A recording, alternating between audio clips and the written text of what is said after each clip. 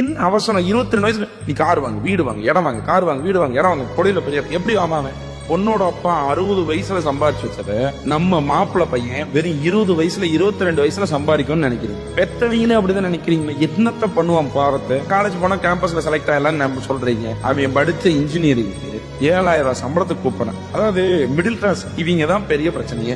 சாபக்கேடு. அவனும் நம்ம அப்பா அம்மாவை காப்பாத்திடலாம் லைஃப்ல செட்டில் ஆகலாம்னு சொல்லி ஏதாவது ஒரு முயற்சி இருக்கிறான். முடிய மாட்டேங்குது. அவனுக்கு எதுவுமே தெரிய மாட்டேங்குது சார். அவன் போக கூடாதுன்னு இல்ல, அவனுக்கு என்ன பண்ணுவான் பாவம். ஒரு தொழில் கத்துக்கலான்னு போனா அங்க போனா ஏமாத்துறான், வேலைக்கும் சேர்த்துக்க மாட்டேறான், போற இடத்துல சம்பளமும் இல்ல. நமக்கு சுத்தி இருக்காங்க சொந்தக்காரங்க என்னமோ வந்து கேஸ்ட் அரசியல் பண்ற மாதிரி பேசிட்டு போறான். ஆமா என்ன சம்பளம் ஏன் அப்படி தெரிஞ்சுக்கீங்க என்ன போறோம் என்ன பண்ணுவான் சொல்லுங்க. ஒரு 22 வயசுல ஒருத்த மேல எவ்வளவு வேலைக்கு போன்னு சொல்லுவீங்க, இவ்வளவு சம்பாதிப்பீங்க, காரை வாங்க வீடை வாங்க கடனை வாங்க. என்ன பண்ணுவான் அவன் 22 23 வயசுல அவன் என்ன பண்ணுவான்? ஒரு பேரண்ட் இருந்து ஒரு பேரண்ட் இல்லாம இருக்கான் பாருங்க. அவன் நிலைமை இன்னும் சுத்தம் இன்னும் சேர்த்து எடுத்துட்டு போகணும்.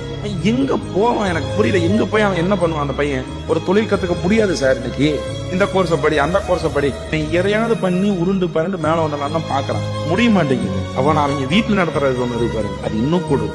அவன் இந்த 22 30 வயசுக்குள்ளதான் அவன் லைஃப கத்துக்கான். அவன் இதுக்குள்ளதான் அவன் ஃபெயிலியர்ஸ் பார்ப்பான், இதுக்குள்ளதான் அவன் சக்சஸ் பார்ப்பான். எதுவுமே இல்லாம போட்டு புஷ் பண்ணி முரட்டு தனமா அவனை போட்டு டார்ச்சர் பண்ணி வெறுத்து போய் உங்களோட ஆசையெல்லாம் நிறைவேற்ற முடியாம டிப்ரெஷனுக்கு போயிடுறான். ஸ்ட்ரெஸ் ஆகி டிப்ரெஷன் ஆகி கடைசியில தான் போய் தண்ணி அடிக்கிறது தம் இப்படி போறான்.